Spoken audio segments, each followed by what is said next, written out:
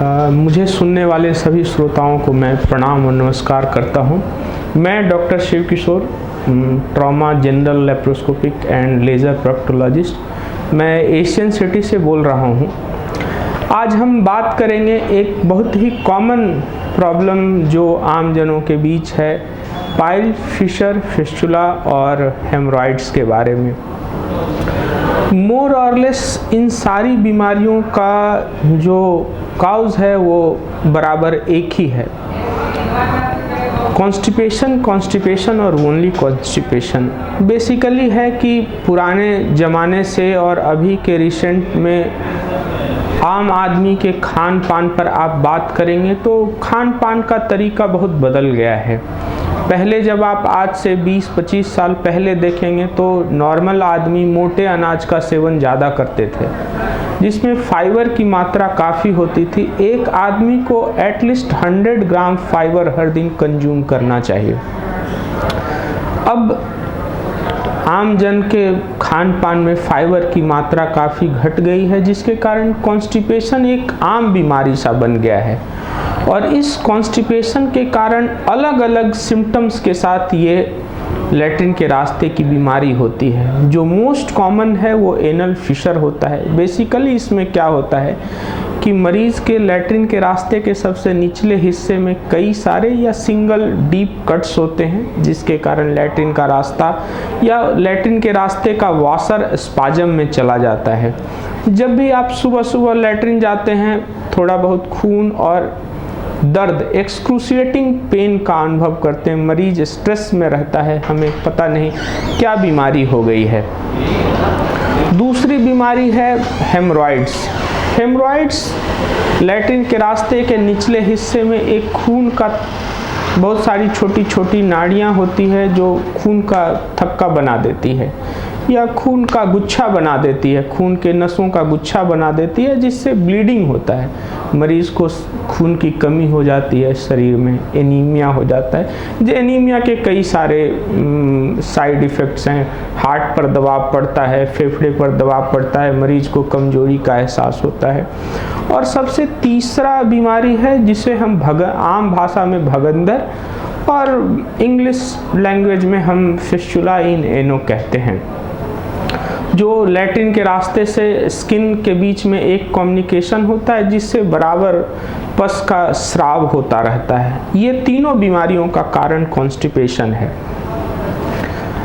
Initial stage में यदि पता चल जाए तो हमें कई बार लाइफ स्टाइल मॉडिफिकेशन, खान पान का तरीका, काफ़ी मात्रा में पानी का सेवन, हरी पत्तेदार सब्जी, इसबगोल, ये सब के सेवन करने से काफ़ी हद तक ये बीमारियां रिवर्सिबल होती है। यदि आप फर्स्ट और सेकंड स्टेज से पार कर जाते हैं तो ये बीमारियां क्लासिकल सर्जिकल डिजीज़ है। बिना सर्जरी के इसका इलाज संभव नहीं हो पाता है। सर्जरी करने के तरीके कई सारे हैं और तरीकों पर डिपेंड करता है उसका आउटकम, दर्द। आम बोलचाल की भाषा में अभी जो सबसे रिसेंट है, और रिसेंट कहने का मतलब है कि क्यों अच्छा टेक्नोलॉजी है, इसका रीज़न है कि इसमें दर्द बहुत कम होता है। वो है लेज़र सर्जरी। लेज़र के द्वारा पाइल, फिशर, फिस्टुला, इसकी सर्जरी।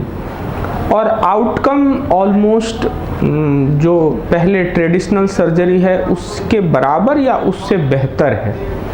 जैसे पहले आप देखेंगे पुराने ट्रेडिशनल सर्जिकल मेथड्स में तो हम जब सर्जरी करते थे उसका हिस्सा काटते थे, एक जख्म तैयार होता था, 6-7 दिन मरीज हॉस्पिटल में भर्ती होता था, हर दिन पट्टियाँ होती थी, हर दिन पट्टी करना पड़ता था। मरीज को बेसिकली ये फंक्शनल एरिया है, हर दिन हमें नेचुरल कॉल के लिए जाना है तो दर्द होता है मरीज, और एक बड़ा ही स्ट्रेस होता है मरीज को कि हमें बीमारी का इलाज कराने से पहले कम परेशानी थी और इलाज कराने के बाद हमारा दर्द बढ़ गया, हमारी परेशानी बढ़ गई है, दर्द बढ़ गई है। अभी लेज़र में क्या है सबसे बड़ी बात कि हम कहीं पर कट नहीं लगाते हैं। प्रिसाइज लेज़र बीम होता है जिसके द्वारा हम सर्जरी करते हैं। जहां हमें एनर्जी देने की ज़रूरत है वहीं पर सिर्फ हम प्रिसाइज बीम के द्वारा, लेज़र के द्वारा सर्जरी करते हैं। और ये क्लासिकल डे केयर में होता है, जैसे आज आप भर्ती हुए, आज आपका ऑपरेशन हुआ और बाय द इवनिंग और टुमारो मॉर्निंग आप घर जा सकते हैं। और सबसे इम्पॉर्टेंट पैरामीटर्स जो इसमें है, दर्द बहुत ही ना के बराबर होता है।